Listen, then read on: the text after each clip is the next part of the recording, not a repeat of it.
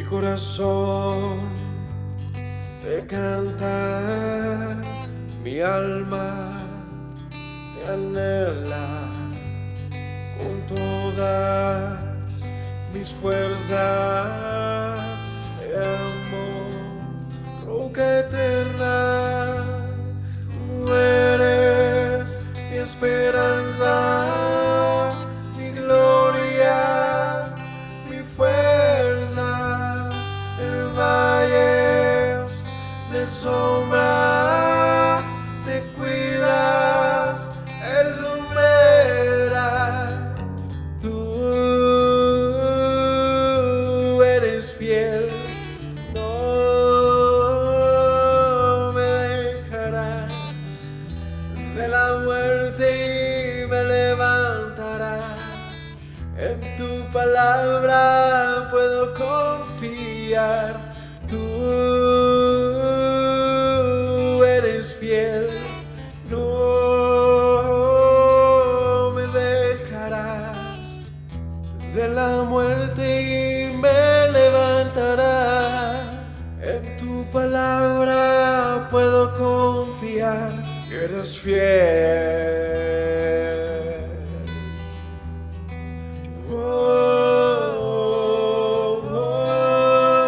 Mi corazón te canta, mi alma te anhela con todas mis fuerzas. Te amo, roca eterna. Tú eres mi esperanza, mi gloria, mi fuerza. En valles de sombra te cuidas, eres lumbrera. Tú eres fiel, no me dejarás. De la muerte y me levantarás. En tu palabra puedo confiar. Tú eres fiel, no me dejarás. De la muerte y me levantarás. En tu palabra puedo confiar. Eres fiel, eres fiel. Tú eres fiel, no me dejarás. De la muerte y me levantarás. En tu palabra puedo confiar. Tú eres fiel, no.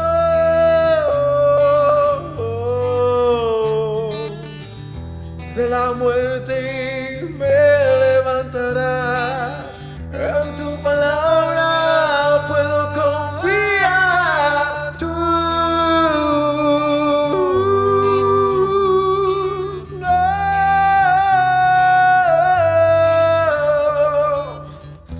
De la muerte me levantarás. En tu palabra puedo confiar. Eres fiel, eres fiel. Tú eres fiel, no me dejarás. De la muerte y me levantarás. En tu palabra puedo confiar.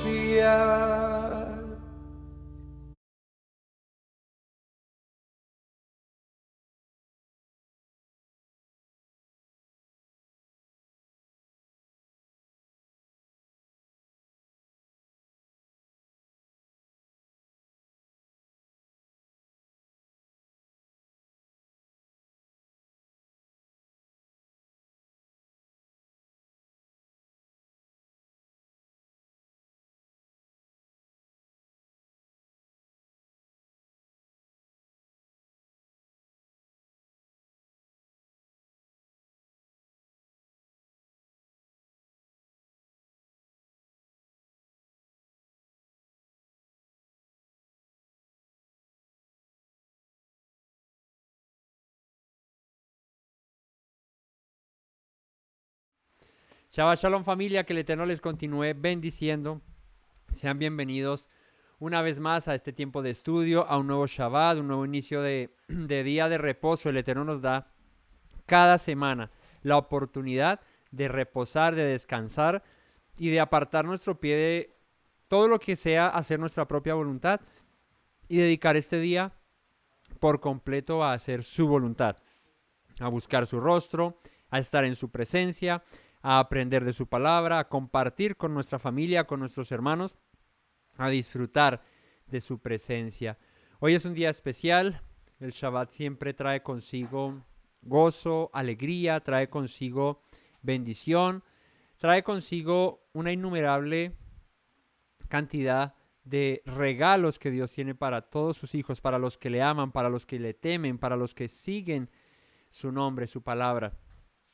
Así que hoy, una vez más, aquí reunidos, iniciando Shabbat, vamos a estudiar el libro de los Salmos. Hemos iniciado este nuevo tiempo, este nuevo estudio verso a verso de un libro que, si bien es el más extenso de toda la escritura, compila pues por los números que tienen capítulos, 150 salmos, 150 escritos, unos cortos, unos más largos, unos alegres, otros tristes. Bueno, está lleno de innumerables cánticos, porque de ahí viene la palabra Tehilim, ¿sí? Que habla acerca de una canción, de una alabanza, de un estilo poético de acercarnos a Dios. Y David, como uno de los mayores autores de los salmos, pues expresa innumerables sentimientos, emociones, momentos de su vida y los plasma en este libro que trae mucho valor espiritual y sobre todo mucho valor a la hora de aprender a orar, a la hora de cómo yo me acerco a Dios, de cómo yo me dirijo a Él, de cómo yo hablo a mi Creador, cómo puedo yo acercarme en medio de diferentes etapas de mi vida, cuando estoy alegre, cuando estoy feliz, cuando estoy frustrado, cuando estoy triste, cuando estoy angustiado, cuando estoy preocupado, cuando sufro enfermedad, cuando he pecado y me he rebelado contra Él y quiero arrepentirme y volverme de todo corazón, cuando estoy supremamente agradecido y quiero exaltar su nombre. Bueno, infinidad de momentos y de circunstancias por las que pasó David, las plasmó, muchas de ellas, en los salmos. Así que la riqueza que encontramos aquí es innumerable. Y hoy continuaremos con el estudio del libro de los Salmos, y especialmente veremos el capítulo 5, un texto que seguramente, perdón, muchos ya han leído, muchos hemos leído a lo largo de nuestra vida como creyentes.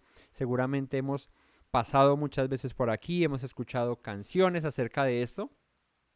Pero bueno, vamos a profundizar un poco más acerca de lo que está escrito aquí. Así que vamos a orar, a disponernos y a tener un espíritu presto para escudriñar la palabra del Señor, y que sea Él, a través de su palabra, instruyéndonos, que podamos aprender con este salmo de sus misericordias, de su bondad, de su amor. Vamos a orar. Bendito Rey, Padre bueno, te doy gracias en esta noche. Alabo, bendigo y exalto tu nombre, Rey, porque nos das este privilegio nuevamente. Un privilegio, Señor, que es para nosotros un deleite, es un gozo, Padre, el poder estar en tu presencia, contemplar tu santidad, Señor, disfrutar de este tiempo, Padre, escudriñando tu palabra, aprendiendo acerca de ti, viendo aquí el ejemplo de hombres como nosotros y mujeres como nosotros que pasaron por diferentes etapas en su vida, dificultades, circunstancias, pero que tú siempre estuviste presente en sus corazones, en sus plegarias, en sus oraciones. Queremos que de la misma manera en nosotros, Señor, tú estés presente, Rey. Que sin importar el momento por el que estemos pasando, sea alegre, sea triste, sea de enfermedad o sea de salud, sea de necesidad o de prosperidad, siempre tú estés presente en nuestras vidas, Señor. Para que podamos, Señor, agradecerte, entendiendo que tanto lo bueno como lo malo, o lo malo como lo bueno, proviene de ti, Señor. Y que nosotros, como tus hijos, debemos aprender a vivir y a aceptar cualquiera que fuere nuestra situación, Rey. Porque tú así lo has querido, porque dice tu palabra que a los que te amamos, todas las cosas nos ayudan para bien. Que hoy tu palabra pueda hallar cabida en nuestros corazones y que esta oración que levantó David, este salmo, este cántico que levantó David, Señor, podamos no solo aprenderlo, Rey, sino también traerlo a memoria en tiempos como en los que él estaba pasando, Señor. Porque aquí vemos algo, Rey, es que en tu palabra, Señor, no hay hombres muy valientes o que no pasaron por necesidades o por aflicciones. Vemos personas como nosotros, que sufrimos, que nos angustiamos, que reímos, que lloramos, que pasamos por diferentes etapas en nuestra vida, pero que siempre te tuvieron presente a ti, Señor. Por eso guíanos hoy e instrúyenos a través de tu palabra. Te agradezco, Padre. Bendigo tu nombre, Señor, por los méritos de nuestro Mesías Yeshua. Amén. Bueno, familia, vamos a estudiar el Salmo número 5. Acompáñenme en sus Biblias. Dice la Escritura en el Salmo número 5 como título aquí en la Reina Valera, dice plegaria pidiendo protección. Y la pregunta es, en los dos salmos anteriores, ¿cuál fue el contexto en el que David se encontraba para escribir el Salmo número 3 y el Salmo número 4? Recuerdan que mi cuñado les dijo cuál era ese momento por el que David estaba pasando y que por esa razón escribió el Salmo 3 y el Salmo 4. ¿Cuál era? Eso, me escuché a Absalón ahí y el resto no lo escuché por la lluvia. Pero David escribe los Salmos 3 y 4 en medio de la aflicción que sufre por su hijo Absalón. ¿Cuándo escribió el número 5? En la misma circunstancia. Recordemos que la persecución que tuvo David o el problema que tuvo David con Absalón pues no duró un día. Le alcanzó para muchas oraciones, le alcanzó para muchas plegarias. Y esto es importante de destacar porque en la vida del creyente las pruebas, los afanes, las dificultades no duran un día, no duran un instante, pueden durar mucho rato, pero hay una esperanza y es que no duran para siempre. Que el Eterno nos da una carga mayor que la que nosotros podamos soportar. Bueno, David, si nos ubicamos un poco en el tiempo en el que escribe estos salmos, más o menos en el siglo X antes del Mesías, allí estaba David sufriendo muchas complicaciones en su mandato como rey sobre Israel, ¿no? De hecho, el solo hecho, valga la redundancia, de haber sido elegido mientras que Saúl gobernaba y luego de su muerte ser puesto como rey, no le trajo muchos amigos, ¿no? De hecho, la casa de Saúl le tenía un poco de resentimiento, cosa que fue complicada para David. Y que también, no solo eso, sino que empieza a haber una guerra civil en medio de su propio reino, ¿no? De su propio reinado. Auspiciada, dirigida ¿por quién? Por su hijo Absalón. Muchos de su corte se habían también, digamos que ido a favor de Absalón en contra de David. Y era una situación muy complicada porque que alguien se levante en contra de uno en medio de su mandato, como fue lo que le aconteció a David, pues vaya y venga, pero ¿cuánto más se le suma la dificultad cuando no es cualquiera sino el hijo? El propio hijo es el que se levanta en contra de David para destronarlo, para ocupar su lugar, por las razones que sea, entre ellas las que mi cuñado les mencionó la semana pasada. en el estudio del Salmo 3 y 4, que fue la molestia que tuvo Absalón por la violación que le hizo Amnón a Tamar, ¿cierto? A su hermana. Entonces David no hace nada, Absalón se molesta por esta situación y bueno, eso es parte también de su de la rebelión que causa Absalón en contra de David. Entonces digamos que teniendo aún ese mismo contexto, David escribe el Salmo 5.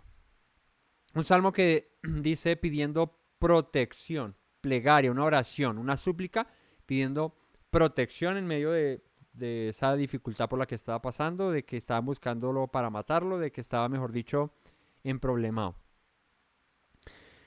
Dice al músico principal sobre Nehilot, salmo de David. Y aquí dos cuestiones que ya hemos escuchado en otros salmos. Cuando se refiere al músico principal, lo más probable es que esté hablando acerca del líder de los coros o de los cantores, de los que ministraban en la presencia del Señor, de los sacerdotes, ¿no? Recordemos que en el servicio sacerdotal no solo había gente que sacrificaba corderos y que lavaba los utensilios, sino que también habían cantores. Entre los levitas habían cantores, habían levitas que servían en el tabernáculo y luego en el templo, posteriormente, como los ministros de alabanza. Sería el asunto ahí como para entenderlo más fácil, ¿verdad? ¿Recuerdan un ministro de alabanza de la época bíblica? ¿No? David. No, ese era el pastor, no me tiras. Los hijos de Coré. Los hijos de Coré. De hecho, hay unos salmos que son escritos por ellos. Otros líderes de alabanza de la época del templo, de la época del tabernáculo, de la época de David. ¿Qué más líderes habían? Sin el Fat. Asaf. ¿Recuerdan? ¿Recuerdan a Asaf? De hecho, también Asaf escribe salmos, ¿no? Asafat. Asaf también escribe salmos. Y hay otro que aparece aquí también escribiendo salmos. Y es Emán. Ese aparece en el Salmo 88 y en el 89. Así que bueno, cuando dice al músico principal, está dirigido al líder de los coros. Entonces imagínense el momento. David esto lo escribe y ya les voy a decir pues cómo pasó el asunto, cómo fue que lo escribió. Pero cuando sacaban el himnario, ¿no? Recuerdan que las iglesias antes tenían himnario, entonces que saque el librito de los himnos. Entonces, vamos a cantar el salmo, decía David. Salmo 5, al músico principal, ¿cierto? Entonces le decía al que estuviera dirigiendo los coros, sobre Nehilot. ¿Qué es sobre Nehilot? La vez pasada también mi cuñado les explicó. Si bien es cierto la definición de la palabra Nehilot no es muy precisa, ¿sí? En el hebreo no es muy precisa, que tenga un significado muy, muy claro, pero puede estar haciendo referencia a un tipo de música, ¿sí? Y en especial a un tipo de instrumento con el cual se acompañaba esa música. Yo estuve mirando y hablaba acerca probablemente de un tipo de flauta, ¿sí? Y era un estilo de música que acompañaba el salmo. Si es una plegaria pidiendo protección, ¿qué tipo de música podría acompañar ese salmo? ¿Ah? Adoración. ¿Qué tipo de música podría estar acompañando el Salmo 5 cuando es una plegaria pidiendo protección, teniendo en cuenta que David la escribe huyendo de su hijo en medio de las dificultades, de las angustias? La balada del pistolero, no, esa no. ¿Cuál creen que sería un tipo de música? ¿Ah? Sí. A ver, yo les pregunto a ustedes, si a ustedes los están persiguiendo para matarlos, ustedes están angustiados, huyendo, escondiéndose y escriben un salmo, ¿lo escribirían con, con sonido de guerra, de estruendo poderoso, de que se vengan, que yo aquí los espero? ¿O lo escribirías de pronto con un violín así triste, o una flauta melancólica, o una guitarra en re menor, ¿cierto? En una tonalidad así un tanto que acompañe esa angustia, esa tristeza y ese dolor por el que estaba pasando David. Bueno, pues a eso se refiere este sobre Nehilot. Probablemente un instrumento, como les digo, quizás una flauta, acompañada de unas notas que develen una tristeza, una angustia, ¿cómo se dice? Una situación complicada. Ustedes han visto, la vez pasada mi cuñado también les decía, han visto, me disculpan, pero es que empiezo a hablar y me da una tos. Han escuchado, ¿no? Más que han visto, han escuchado las sinfonías de los grandes compositores, ¿no? Como Beethoven, como Mozart, como Bach, esas y una que otra de Pipe Peláez, así bien tristongas, porque uno escucha unas sinfonías y son así todas, ¿cierto? Estridentes, todas como de película de acción, ¿no? Pero hay otras que son, que uno las escucha y le dan ganas como de llorar, ¿sí? De esas canciones que uno no debe escuchar cuando está melancólico, porque ahí sí peor. Bueno, David acompañaba este salmo de esa manera. Perdón, pausa un momento. Entonces, David escribe esto en tristeza, en angustia. Y arranca diciendo, versículo 1, acompáñenme, capítulo 5 del libro de los Salmos. Escucha, oh Yahweh, mis palabras. Y aquí es interesante ver que si uno está huyendo, si uno está siendo perseguido, si uno está angustiado, si uno está afligido, ¿cómo se acerca David al Señor? Diciéndole, escúchame Dios, escucha mis palabras, lo que tengo por decirte, escucha mi oración, escucha este ruego que estoy levantando a ti en medio de mi angustia, en medio de mi aflicción. Escúchame, Señor. Escucha mis palabras. Permítame un segundito.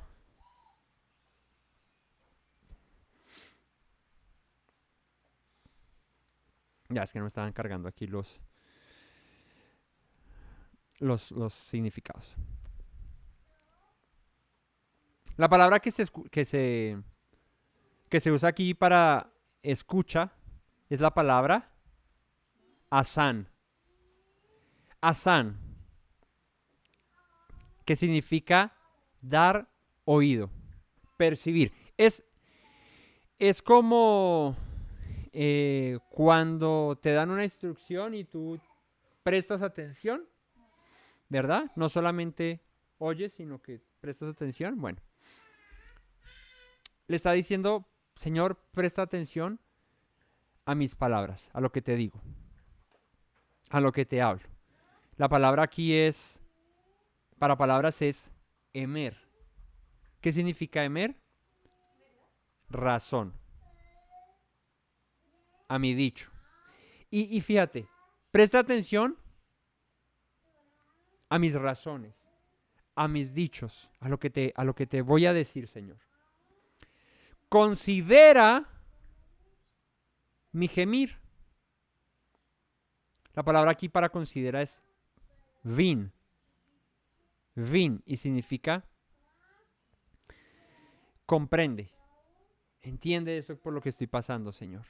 Considera mi gemir, mi queja, mi angustia. Está atento a la voz de mi clamor. Rey mío y Elohim mío. Y digamos que encierra todo, estos primeros dos versos, diciéndole, Señor, escucha mis palabras, considera mi gemir, atiende a la voz de mi clamor. ¿Por qué? Porque tú eres mi rey, tú eres mi Dios. Porque David entendía que él no se estaba acercando al leño, a la piedra, al palo. Él se estaba acercando al Dios viviente, al que prestaba atención a sus palabras, al que cuidaba de sus hijos. David entendía que si había sido llamado por el Señor y que era ungido por el Señor, que había sido escogido por él, pues él le cuidaría, él le guardaría, él tendría cuidado de su vida. Por eso se acerca al Señor y le dice, te reconozco, tú eres mi rey, tú eres mi Dios, el que me llamó, el que me ungió. Atiende a este ruego, atiende a esta súplica. ¿Qué me va a decir? Padre, quizás el uso de la palabra rey de acá es una alusión a él mismo como rey en algo que él sabía y es como llegaba alguien a buscarlo a él por misericordia. O sea, David vio seguramente en muchas ocasiones cómo se le postaban pidiéndole algo. Como rey él tenía esa facultad. Ok. Y él por lo tanto le dice, tú eres mi rey, yo estoy aquí clamándote, implorándote como a un rey. Ok. ¿Sí? Sí. Entonces, una observación aquí que se hace, y es que David pues era rey, y seguramente en sus muchas audiencias que tuvo, cuando la gente en sus problemas, en sus dificultades, en sus angustias acudían a él, pedían audiencia con David y se acercaba a uno como se acerca a un rey para pedirle un favor. Se acerca a uno humillado, se acerca a uno entendiendo que si quiere puede ayudarle, pero si no, esto está complicado. ¿Sí? Y como muchos se han acercado a David pidiéndole compasión, quizás un enemigo pidiéndole compasión, quizás un siervo suyo pidiéndole ayuda, como su rey, como su señor, David entiende que sobre él, aunque él era rey, había otro mayor que él, el que le había ungido, el que le había llamado. Por eso él reconoce al Eterno como su rey, como su Dios, y se acerca como cuando en un tribunal tú te acercas o te acercabas al rey, pidiéndole compasión. Y dice, porque a ti, ¿qué? Oraré. Y esto es muy bello, porque es que cuando estamos en las dificultades y cuando estamos en los problemas, ¿cuántas veces decidimos, en primer lugar, acercarnos a Dios para orarle a Él? Creo que en la mayoría de las veces no es lo que pasa. Lo común no es que yo tengo un problema, me viene el problema y lo primero que yo haga es postrarme y orarle al Señor y pedirle que me ayude. No, lo primero que yo hago es tratar de solucionarlo por mis medios, tratar de mirar cómo arreglo el asunto, cómo salgo de ese problema y quizás en medio del problema, pero un poco más tarde, oro al Señor. Veo que la situación está complicada, entonces digo, no, les pido oración, ayúdenme a orar por esto, o yo mismo voy y digo, Señor, ayúdame en esto. Y aquí debemos aprender eso, y es, en primer lugar, en medio de la situación que sea, entender que Él es nuestro Dios, que Él es nuestro Rey, que Él nos llamó. Dice la palabra en Éxodo 19, si dieres oído a mi voz y guardes mi pacto, seréis mi especial tesoro sobre todos los pueblos, porque es mía la tierra. ¿Qué quiere decir esto? Pues que el Señor nos escogió a nosotros, no nosotros a Él. Él nos amó a nosotros primero. Él nos llamó a nosotros. Él vio en nosotros lo que nadie más vio. Esto quiere decir que como nos escogió y que como somos llamados, la niña de tus ojos, su especial tesoro, pues Él tiene cuidado de nosotros. Si Él tiene cuidado de nosotros, a Él es el primero al que deberíamos correr en medio de nuestra dificultad, en medio de nuestra angustia. Lo dejamos de últimas, buscamos la solución con mi familia, con mi papá, con mi mamá, con mi hermano, con mi hermana, con mi esposa, con mi esposo, con mi hijo, con mi hija. Busco cómo solucionar el problema con los que tengo a la mano, pero no nos acordamos o nos olvidamos en ese momento porque vemos nuestra dificultad a ese nivel. La vemos tan grande que necesitamos que alguien nos apoye pero no miramos hacia el cielo, miramos aquí en la terrenal. A personas comunes y corrientes, como cualquiera de nosotros, y pretendemos que en ellos haya la solución. Si bien es cierto, el Señor muchas veces pone de alguna manera ángeles que nos asistan, que nos ayuden. Y cuando me refiero a ángeles no me refiero a seres alados que aparezcan, sino a personas como tú, como yo, que son usadas por el mismo Dios para atender en medio de una angustia, una necesidad por la que estemos pasando. Y que uno dice, pero ¿cómo supiste? ¿Cómo te enteraste? ¿Cómo sabías de que yo estaba en esta necesidad y justo atendiste a ese llamado? Simplemente el Señor toca los corazones. Pero aparte de esto, el Señor nos dice, con esto nos está enseñando David, busca a Dios primeramente, búscalo a Él. Reconócele como tu rey y como tu Dios, porque si tú lo reconoces como tu rey y como tu Dios, Él atenderá en tus necesidades. Ponlo de primeras y Él te pone de primeras. Y como alguna vez aprendí, siempre les recuerdo, no le digas a tu Dios o al Señor lo grande que es tu problema. Dile a tu problema y a tu dificultad, a tu angustia, lo grande que es tu Dios. Así que cuando te venga la angustia y la dificultad, no lo mires a tal punto de que creas que ni Dios te puede ayudar en eso. Porque inconscientemente, cuando no buscamos de primeras a Dios, estamos de alguna u otra manera reconociendo que esa dificultad por la que estamos pasando, ni siquiera Él puede ayudarme en eso. Porque si yo pensase que Él me puede sacar de eso, al primero que yo acudo en medio de la dificultad es a Él, no a los demás, o no a otras personas, o no a mi propia inteligencia, lo que yo pueda hacer. ¿Me hago entender? Entonces, dile a tu problema cuán grande es tu Dios. Dile a tu dificultad, mi Dios es más grande que cualquier dificultad. Como decía el Salmo el 3, ¿no? Oh Señor, ¿es ese? ¿Cuántos se han multiplicado mis adversarios, no? Lo leímos. Muchos se levantan contra mí, muchos dicen de mí, no hay para él salvación en Dios. Pero David entendía que tú eres escudo alrededor de mí, mi gloria y el que levanta mi cabeza. Con mi voz yo clamo al Señor y Él me responde desde su monte santo. ¿Qué quiere decir todo esto? Pues que David entendía que aunque se levante en guerra, su hijo, el que fuese, que quisiera destruirlo, él tenía uno mayor que podía librarle de esos que a nuestro parecer son más fuertes. Así que David decía, Señor, considera mi gemir, está atento a la voz de mi clamor, porque tú eres mi rey, tú eres mi Dios, a ti oraré, a ti, a nadie más. Hoy en día lastimosamente el mundo se pierde orándole ¿a quién?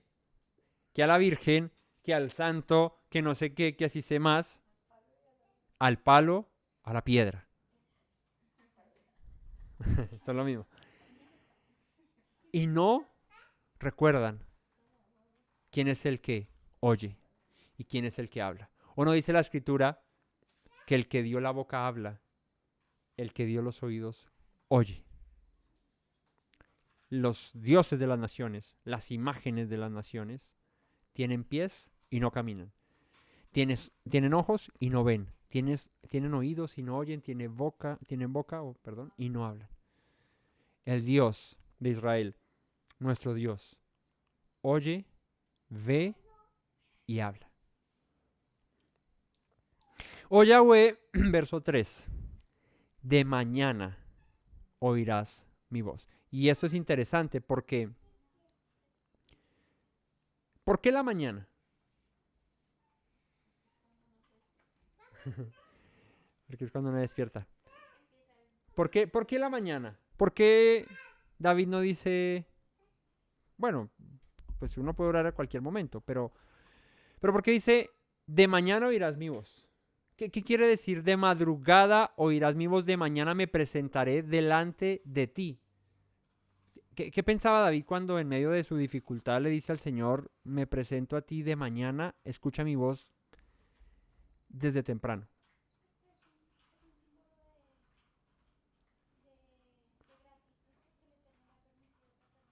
Un símbolo de gratitud por una noche más de vida o un día más de vida que le da, ¿ok? ¿Qué más?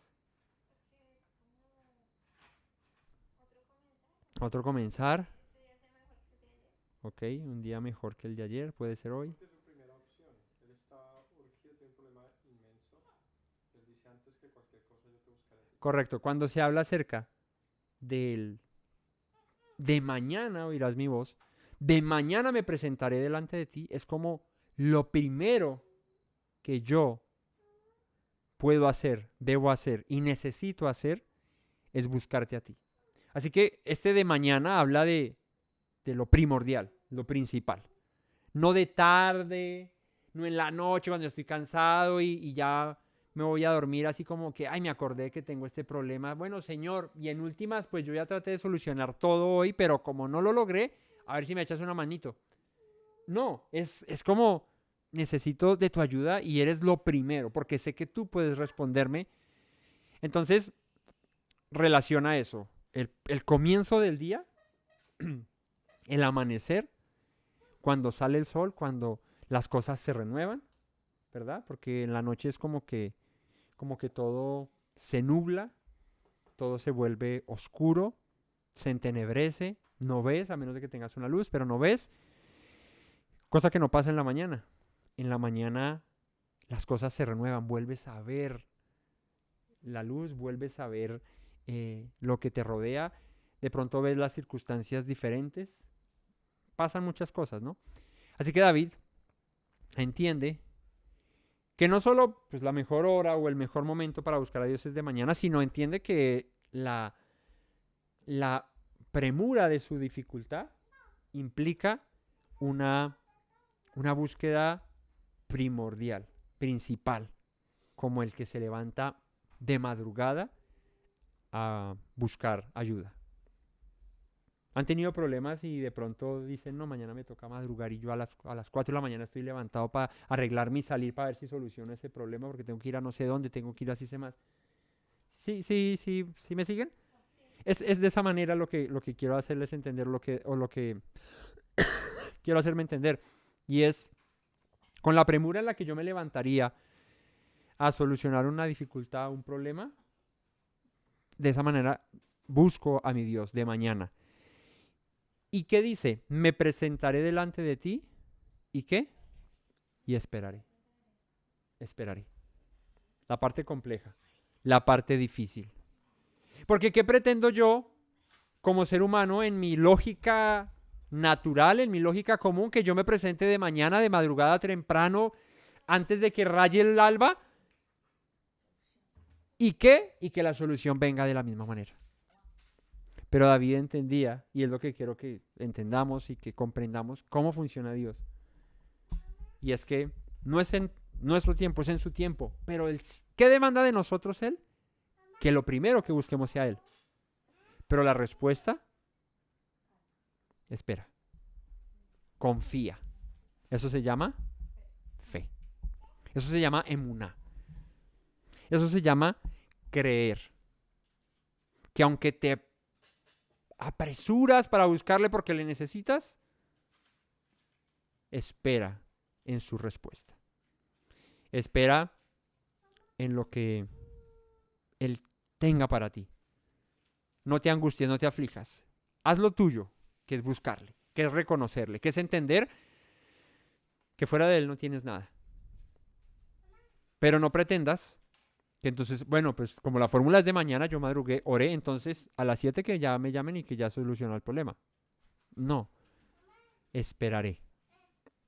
Esperaré.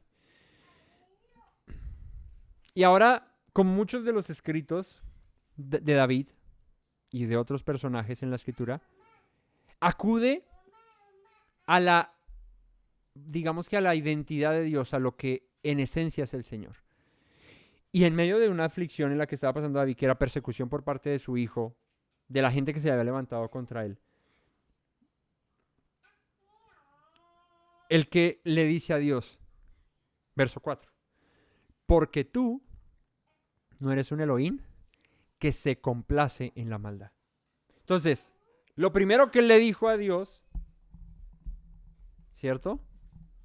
No fue esto, fue, te reconozco, tú eres mi Dios, mi Señor, te necesito, ayúdame, de mañana me presento, vengo delante de ti, eres lo primero. Porque tú no eres un Dios que se complace en la maldad. Porque yo sé, Señor, que esto que está pasando, tú no te agradas de eso. O sea, yo te conozco, dice David, pues David, dice la Escritura que era un hombre conforme al corazón de Dios. Para ser llamado conforme al corazón de Dios es porque entendía a Dios, porque le conocía. Porque sabía cómo se comportaba Dios. Es como Moisés. Moisés conocía a Dios. Moisés entendía cómo pensaba Dios. Moisés, apártate y voy a destruir a ese pueblo rebelde y hago uno mejor contigo. Y Moisés le dice, no, Señor. No, porque ¿qué dirán las naciones acerca de tu nombre? Tu nombre será vituperado por causa de eso. Dirán, no, los sacó y los mató. No, Señor, tú no eres así, Dios. Entonces Moisés entendía cómo referirse a Dios. David sabía que equivocado, con sus problemas, con sus pecados, con lo que él había hecho mal, pues Dios no se complace en la maldad. El malo no habitará junto a ti. Tú no te complaces en que se practique lo malo. Y eso no pone a David en una posición mejor que la de sus enemigos. Porque pues David también fue equivocado. David también la embarró. David también cometió errores graves. Pero David entendía la naturaleza de Dios. Y es que Dios no se complace en lo malo. Que no puede habitar con el malo. Y esto es interesante porque a manera de comentario rápido, el dicho ese de que Dios ama al pecador y aborrece al pecado, en textos como estos, pues se caen de su propio peso. ¿Por qué? Porque acá dice que el Señor no se complace en la maldad. Y cuando yo hablo acerca de que Dios ame al pecador, me estoy refiriendo a una persona que de adrede se complace en lo malo. Mira, la palabra para maldad, que es traducida aquí, no te complaces en la maldad, es resha. O resha, mejor, porque tiene acento en la E. Resha significa impío. El que hace el mal. ¿Qué es hacer el mal? ¿Qué es un impío? Pues una persona que trasgrede la palabra de Dios, que va en contra de su voluntad. Y Dios no se complace en el que lo hace. O sea, ¿tú cómo puedes pensar que Dios ame a aquel que se complace en pecar? No. Si Dios aborrece el pecado. ¿Cómo puede Dios amarnos a nosotros? ¿Cómo puede Dios habitar con nosotros? Cuando permanecemos en sus palabras, cuando buscamos hacer su voluntad, cuando ya no nos complacemos en pecar. Y si bien es cierto, pecamos, la embarramos, sí, pero ya no es nuestro día a día, ya no es nuestro diario vivir. Lo que antes éramos ya no lo somos. Hemos nacido de nuevo, pues una evidencia clara de un nuevo nacimiento es que ya no me complazco en el pecado, que cuando peco me duele, porque creo y estoy convencido de que ofendo a Dios, de que ¿cómo se dice? Bueno, voy a hacer otra palabra, pero se me fue. Lo ofendo y él se molesta conmigo cuando hago las cosas mal. Entonces, debo entender que si Dios no se complace en la maldad, si Dios no se complace en el pecado, pues yo no puedo considerarme como un pecador y traer a colación la frase de que no te afanes porque Dios ama al pecador y aborrece al pecado. Porque si yo me considero un pecador en ese sentido de practicar el pecado, de vivir en el pecado y de contemplar mi vida y entender que ¿qué hago? Soy así, soy carne y peco y bueno, pues Dios me tiene que amar así. Si pienso de esa manera, pues acá dice David, Dios no se complace en la maldad. El malo no habitará junto a él. ¿Cómo se dice malo? Maldad es rasha, malo es ra, ra, ra. Una resh y una ayin, ra. ¿Qué es ra? Ra es avaro, depravado, es escoria, impío, feo, inicuo. ¿Sí? Mucho ra, está muy feo. Maligno, penoso, pecado, perniciosa, perversidad, perverso, sarna. Todo eso significa ra.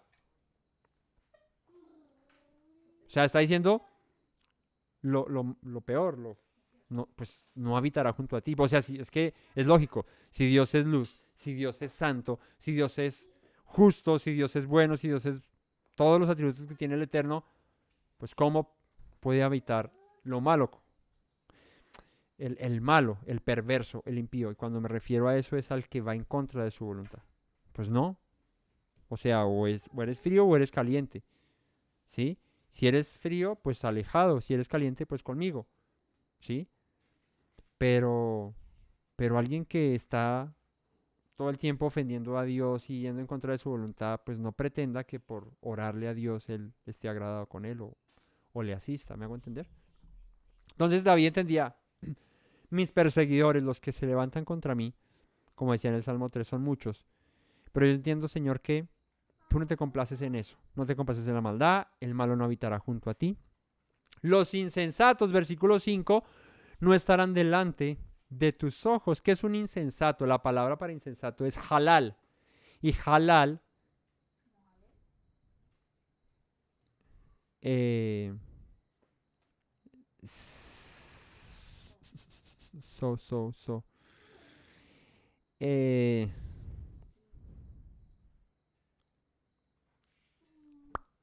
eh, significa insensato. Halal significa alardear, hacer espectáculos, o sea, hacer boletoso.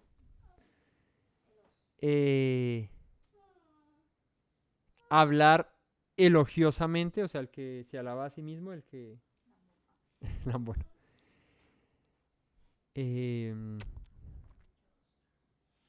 Sí, es de la misma palabra que se usa para alabanza, pero aquí está refiriéndose a aquel que se alaba a sí mismo. El insensato es el que se alaba a sí mismo, ¿sí? El que se gloría a sí mismo. Esa sería la traducción. ¿Listo? Entonces, si una persona se alaba a sí mismo, se gloría a sí mismo, quiere decir que no necesita de Dios. ¿Cierto? Entonces, pues si no necesita de Dios, David entiende que aquel que se alaba a sí mismo no estará delante de sus ojos, le dice el Señor. Aborreces, nuevamente, ¿a quiénes? A todos los que hacen ¿qué? Aven, iniquidad. ¿Qué es iniquidad? ¿Qué es Javen, perdón? Aven. Aleph, Bab, Nun. Aven. ¿Qué significa Aven? Significa vanidad, maldad, específicamente un ídolo, adversidad, aflicción, calamidad, depravado también, deshacer, enlutado, ídolo, inicuo, iniquidad, perversidad, perverso, vanidad, vano, violencia. Aborreces a todos los que practican lo malo. Cuando la traducción aquí habla acerca de vanidad, pues todo es vanidad. Lo que se aleja de Dios es vanidad. El que se centra en lo vano, pues está alejado de Dios, porque Él nos pide que no busquemos lo vano, sino busquemos lo que es eterno, lo que permanece. Entonces, el insensato, los que practican iniquidad, no estarán delante de sus ojos y el Señor los aborrece. Destruirás a los que hablan mentira. al hombre sanguinario y engañador abominará a Yahweh. ¿Cómo se ganó Absalón el corazón del pueblo? Hablando mentiras en contra de David.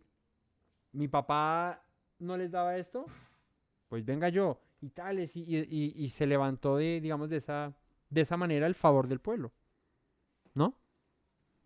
Entonces, destruirás a los que hablan mentira, al hombre sanguinario y engañador, abominará Yahweh. Sanguinario, de donde viene la palabra animal, que es dam, dam, dam, que habla acerca del derramamiento de sangre, ¿no? Eh,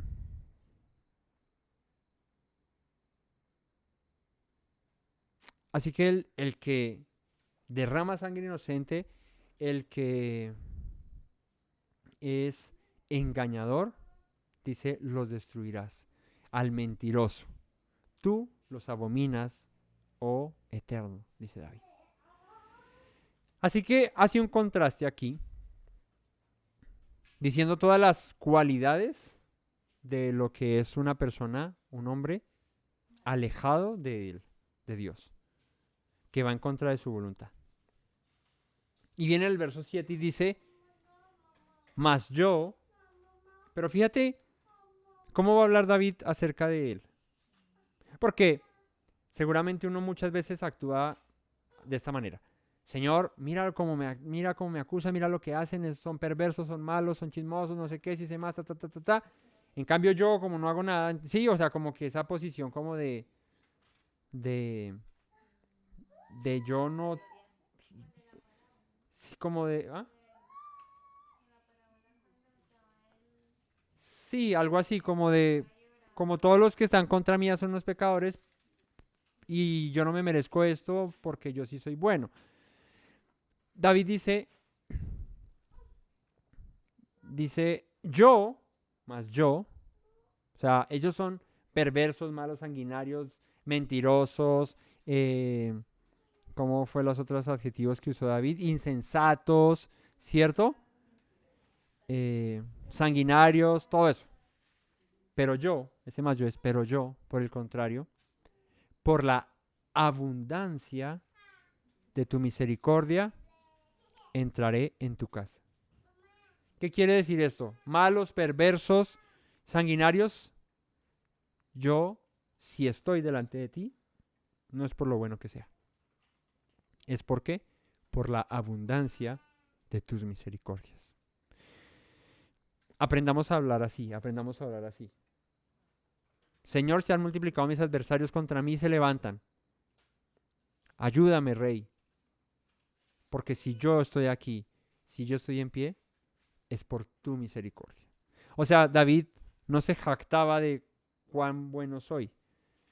Más bien, se afirmaba en que si él era lo que era y si estaba donde estaba, era por la misericordia de Dios. Por tu misericordia. ¿Que cómo es la misericordia del Señor según David? ¿Ah? Abundante. ¿Qué quiere decir abundante? Que sobra, que no es escasa. Dios es muy, muy, muy misericordioso. Así que aunque fallemos, aunque hagamos cosas mal, si tenemos un corazón como el de David, arrepentido, y volvemos nuestro rostro a Él, por la abundancia de sus misericordias, nos ayuda. Entonces, por la abundancia de tus misericordias, entraré a tu casa. Adoraré hacia tu santo templo en tu temor. ¿Qué quiere decir en tu temor? Reconociéndote a ti como mi Dios, como mi Rey. O sea, entiendo, dice David, cuál es mi posición. Sigo siendo tu siervo. Sigo siendo tu hijo, sigo siendo al que tú llamaste. Yo no te llamé a ti, tú me llamaste a mí. Y te temo. Cosa que quizás sus enemigos no tenían. Entonces David apela a eso. ¿A qué? Al temor que él tiene por Dios. A que cuando se equivocaba, por ese mismo temor que tenía para con Dios, se arrepentía y buscaba reconciliarse con él. Entonces, adoraré hacia tu santo templo en tu temor, por la abundancia de tus misericordias. O sea, si yo puedo entrar a tu presencia, es por la abundancia de tus misericordias. Y te adoro porque te temo, te reconozco porque te temo. Y este pasaje 8 es muy bonito porque dice, guíame, Yahweh, ¿en qué? En mi justicia, en mi rectitud. Guíame, Señor, en lo bueno que soy. No. Guíame, Señor, ¿en qué? En tu justicia. A causa de mis enemigos. ¿Qué es lo más común que pase cuando un enemigo se levanta en contra tuya? Que te va a acusar de lo que has hecho mal. Los enemigos que se levantan contra uno hurgan a ver cómo justifican el ataque. Ah, pero es que mire, pero es que usted tal y no sé qué. Y aquí hay que entender algo y es que, como dice el dicho, todos tenemos... sí, es que suena feo el este. Tienen colita de paja, ¿cierto? Pues que cuando tú tienes la colita con paja no la acerques a la candela porque se te quema. ¿Qué quiere decir esto? Que todos tenemos pues algo que nos hace cojear y que no podemos jactarnos de muy rectos, de muy santos. ¿Por qué? Pues porque hay algo de lo que cojeamos todos. Y los enemigos de uno no van a ver lo piadoso y lo bueno y esto, van a ver esa patica de la que cojeas. Y es interesante ver cómo David, digamos que se blinda de esto y es, Señor, guíame en tu justicia a causa de mis enemigos. O sea que si mis enemigos, mis detractores, se levantan en contra de mí para acusarme, para hacer lo que sea en contra mía, vean tu justicia en mí. Tu justicia que cubre multitud de faltas, tu misericordia que es abundante para conmigo. Entonces no muestro lo que soy, mi justicia, porque mis obras no me dan. O sea, si David le esgrimiera a Absalón, lo que estás haciendo, Absalón, está mal. Porque perseguir a tu padre y quererlo acabar y quererlo esto, eso está mal. Pero pongámonos en un punto de moral. Pues ¿con qué moral le podría decir esto David a su hijo si cuando su hermano violó a su hermana él no hizo nada? O ese tipo de cosas. O que él mismo tomó la mujer ajena y mató a Urías. Sí, todas esas cosas. Así que David entiende que si se pone en la posición de Señor, mírame como soy yo tan justo, pues sus enemigos lo van a acabar. Va a salir perdiendo. Si se pone a pelear con Absalón de qué tan justo soy, qué tan malo es lo que tú haces y qué tan bueno es lo que yo hago, pues Absalón le va a decir, no acerques el rabo a la candela porque te vas a quemar. ¿Me hago entender? O el rabito. O la colita. Entonces, guíame, Yahweh, en tu justicia a causa de mis enemigos. Y esto es muy bonito. Cuando pases por una dificultad así, donde se levanten contra ti, dile, Señor, guíame en tu justicia a causa de mis enemigos. Que si ven algo en mí, no vean lo que yo soy, porque pues ahí pues va a ser complicado porque siempre va a haber alguna cosa en la que yo coge que mi enemigo se tome de ahí para atacarme.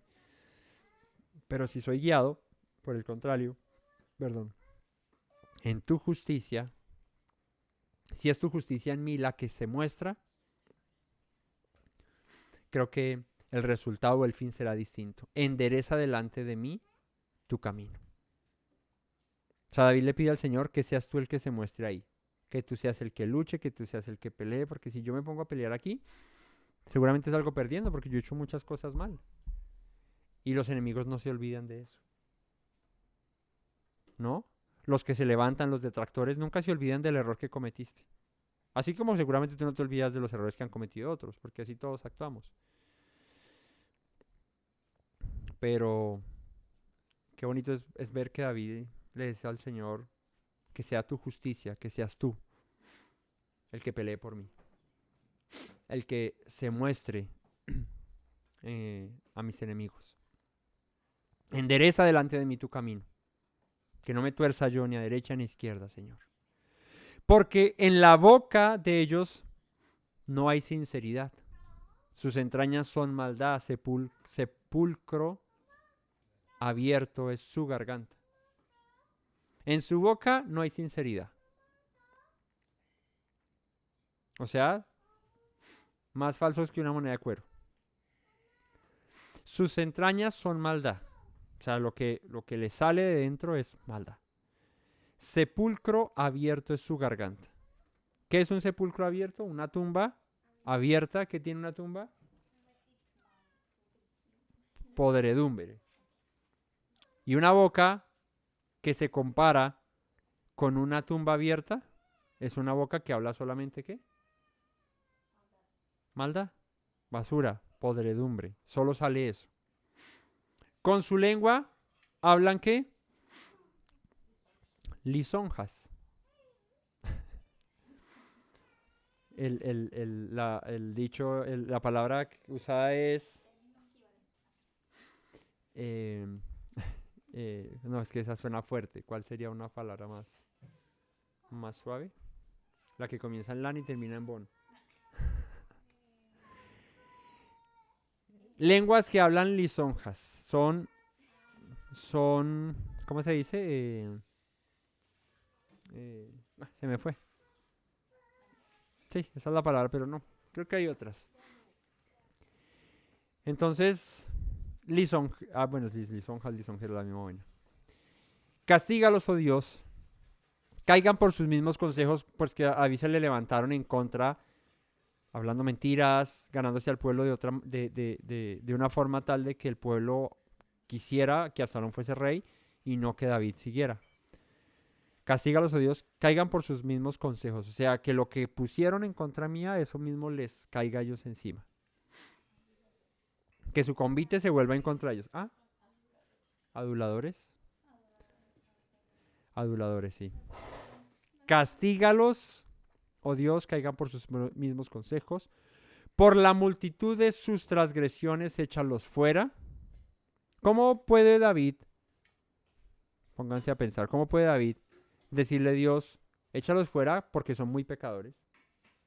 Siendo que él también fue pecador. O sea, ¿cómo está cómo yo le puedo decir, Dios, échalos fuera porque son muy pecadores? Si yo también he pecado. Dice ahí, porque se rebelaron contra ti.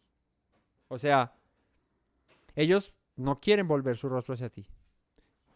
Y aunque no lo escriba David, pues intrínsecamente se entiende que David fue un hombre equivocado, pero que siempre reconoció sus errores, se apartó de ellos y por eso alcanzó misericordia. Entonces, por ende, ora de esta manera, no poniéndose en la posición de qué tan bueno soy, sino de la posición de que él no permaneció en su pecado, no vivió en su pecado, no se quedó ahí, sino que se reconcilió con Dios, el Señor le perdona, y cuando el Señor perdona, como dice en el Salmo 51, borra mis rebeliones. Entonces, por el contrario, su hijo, los que se habían levantado contra él, persistían en la rebelión contra Dios. ¿Por qué se habían rebelado contra Dios? Porque el que se rebela contra lo que Dios ha puesto, pues contra Dios se rebela. Absalón se rebeló contra el mandato de Dios de que David fuese el rey, el ungido, el llamado, era David, no Absalón. Así que se habían rebelado en contra de su voluntad. Hoy en día, ¿cómo aplicaría esto? Pues aquel que se revela, en contra de la palabra de Dios, de lo que Dios ha dicho, pues es un transgresor. Es alguien que persiste en pecar, cosa que tú y yo espero no hagamos. Nosotros vivamos como en obediencia, en sencillez, en humildad, buscando hacer la voluntad de Dios todo el tiempo. Entonces, el que se rebela contra Dios, el que se empecina en transgredir su palabra, será echado fuera. Pero, dice el verso 11, otro contraste, pero alégrense todos los que en ti confían. Alégrense todos los que en ti confían. David, en medio de la angustia y de la aflicción, se alegraba. Por eso es, como dice la canción, un mitzvah gedolá. ¿Qué es un mitzvah gedolá? Un mandamiento grande. ¿Cuál es el mandamiento grande? Tamid besimcha. Estar siempre alegres, siempre gozosos. En medio de la angustia, tamid besimcha. En medio de la tristeza, tamid besimcha. En medio del dolor, de la enfermedad, tamid besimcha. ¿Fácil? No, difícil. Pero el mandamiento es tamid besimcha. Siempre gozosos. ¿Quién puede estar siempre gozoso?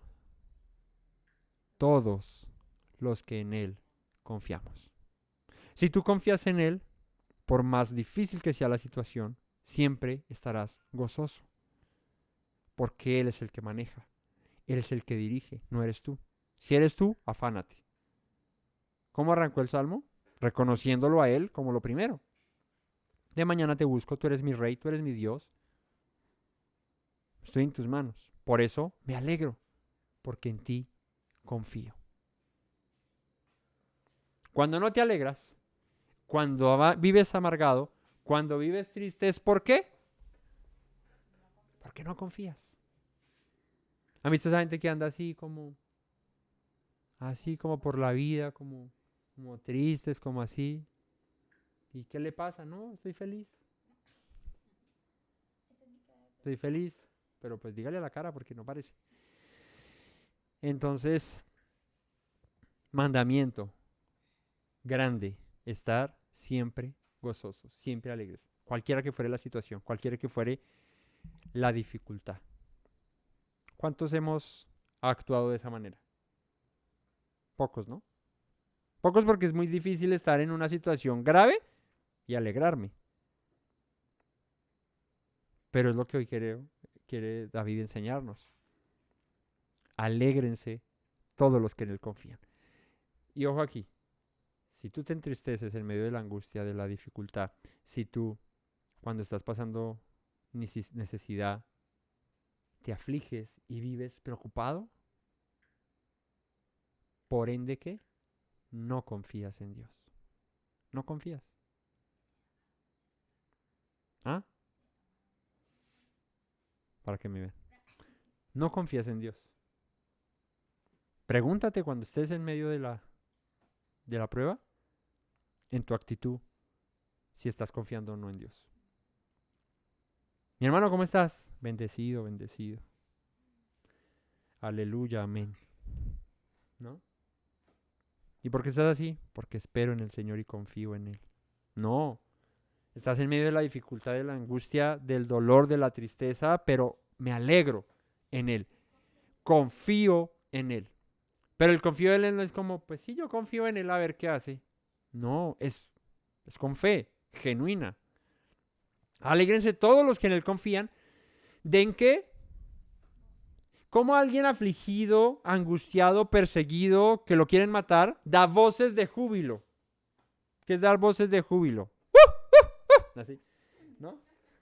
¿Qué es dar voces de júbilo? Cantar alegremente, alegrarse, festejar. Pero ¿y cómo voy a festejar si acabé de perder un familiar, si estoy en esta dificultad, si estoy con deudas, si tengo esto? Porque confías en Él. Da voces de júbilo para siempre. ¿Por qué? Porque tú los defiendes. Tú defiendes a los que en ti confían. Y como los que en ti confían se alegran en ti y dan voces de júbilo para siempre, ¿tú qué? Tú los defiendes. ¿Ves? Vamos para allá y venimos para acá. En ti se regocijen. ¿Quiénes? ¿Tú amas el nombre de Dios? ¿Tú le temes a Él? Pues ¿qué? Regocíjate. Regocíjate. ¿Cómo es la palabra en hebreo para regocijarse? La palabra es alatz. Alatz. ¿Saben qué significa alatz? Saltar de gozo. Alatz. Alatz. Saltar de gozo. TZ al final. Alatz. Júbilo, alegrar, gozar, regocijar. Así que dice, en ti saltan de gozo los que aman tu nombre. Ya quiero vernos, yo el primero, obviamente, pero ya quiero vernos en medio de la dificultad, alatz, saltar de gozo. Eso es lo que Dios quiere que nosotros aprendamos.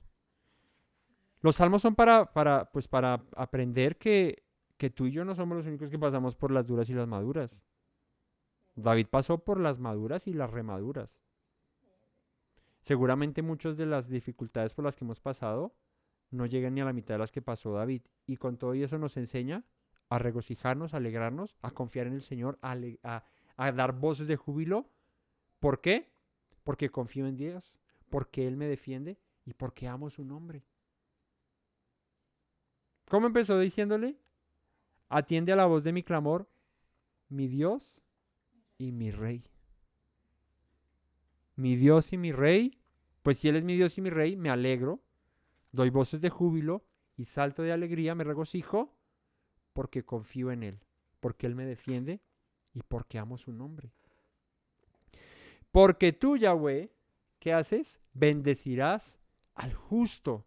Es el contraste, al impío lo mira de lejos, no estará delante de él el perverso, el derramador de sangre, todos los adjetivos que usó David, pero por el contrario, al justo que lo bendice. ¿Qué es una persona justa? La palabra justo es sadik, recto, íntegro. ¿Y cómo puedes ser tú recto e íntegro? Pues cuando andas en sus caminos. Cuando permaneces en sus palabras. Los rebeldes no permanecen en su palabra, aborrecen sus mandamientos, sus palabras, pero el justo anda en sus caminos. ¿Y qué hace el Señor con los que son justos? Andan junto a Él, los bendice y como a un escudo los rodearás de tu favor. Así que cierra el Salmo 5 David diciendo, entiendo todo lo que estoy pasando, sé cuál es el fin del perverso, pero sé que si yo he confiado en ti, en tu justicia que has puesto en mí, me alegro, me gozo, salto de alegría, porque tú me defiendes. Yo estoy aquí huyendo, pero tú me defiendes. Me gozo, me alegro porque tú me defiendes, porque tú me cubres, me rodeas como a un escudo, como con un escudo. No voy a tener temor de lo que me pueda hacer el hombre, porque tú eres mi escudo. Como dice en otro salmo. Mi escudo y el que levanta mi cabeza.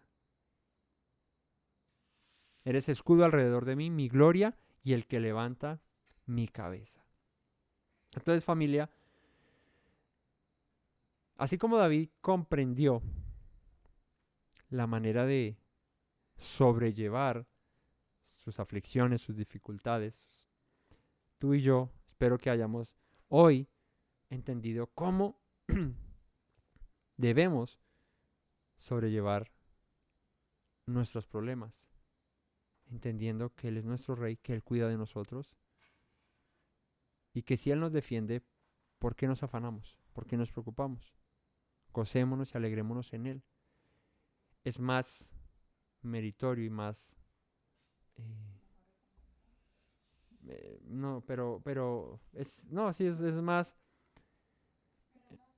hermoso cuando en medio de la dificultad te alegras. Cuando en medio de la angustia te gozas. Porque cuando estamos todo bien, gozarnos es muy fácil. Pero cuando estamos todo mal, gozarnos no es fácil. ¿Qué es fácil?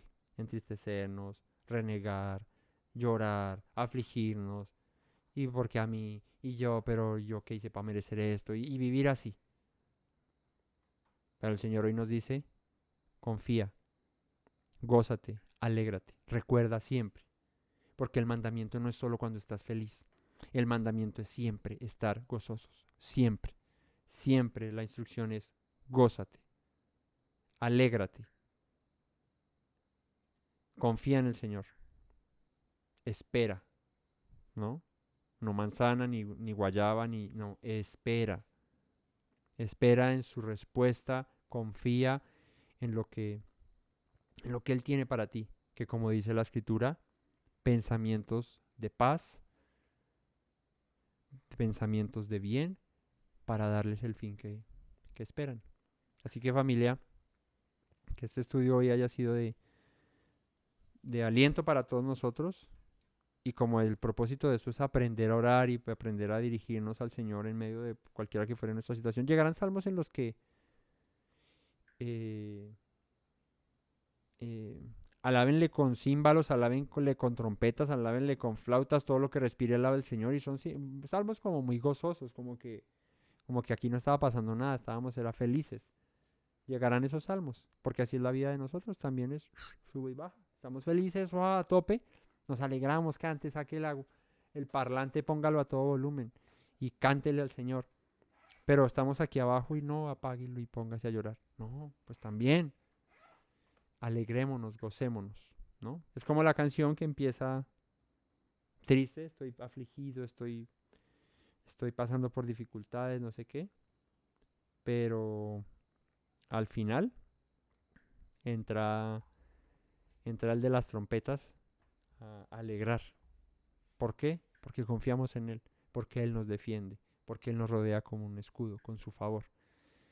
Que el Todopoderoso les bendiga, les guarde, que el Eterno sea propicio a todos nosotros, en su misericordia nos rodee con su favor y nos ayude en medio de todas las dificultades y todos los problemas por los que pasemos, y que nos dé la fortaleza, la valentía para en medio de esas dificultades alegrarnos y gozarnos en Él. Muchas bendiciones a todos y gracias por conectarse. No olviden compartir, suscribirse, dejar su comentario, dar like. Todo esto nos ayuda para que estos mensajes puedan llegar a muchas más personas. No olviden las palabras que dijo nuestro Mesías Yeshua: si permanecen en mis palabras, serán verdaderamente mis discípulos y conocerán la verdad, y la verdad los hará libres. Shabbat Shalom a todos y buena noche. Shalom. Me presento nuevamente, mi Rey, mi buen Señor. Mis pasos se han desviado, necesitan dirección. En tu amor me he refugiado, Yeshua, pues así al Padre puedo hoy decir. Me presento nuevamente, mi Rey, mi buen Señor. Mis pasos se han desviado, necesitan dirección. En tu amor me he refugiado, Yeshua, pues así al Padre puedo hoy decir: Abba, Padre, Baruch atah. Señor Dios nuestro Rey de eternidad. Abba, Padre, Baruch atah.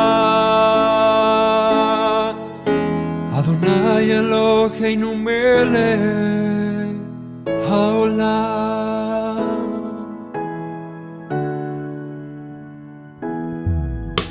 presento nuevamente, mi Rey, mi buen Señor. Mis pasos se han desviado, necesitan dirección. En tu amor me he refugiado, Yeshua, pues así al Padre puedo hoy decir: me presento nuevamente, mi Rey, mi buen Señor. Mis pasos se han desviado, necesitan dirección. En tu amor me he refugiado, Yeshua, pues así al Padre puedo hoy decir: Abba, Padre, Baruch atah. Señor Dios nuestro Rey de eternidad, Abba, Padre, Baruch atah. Adonai Eloheinu melech haolam, diste tú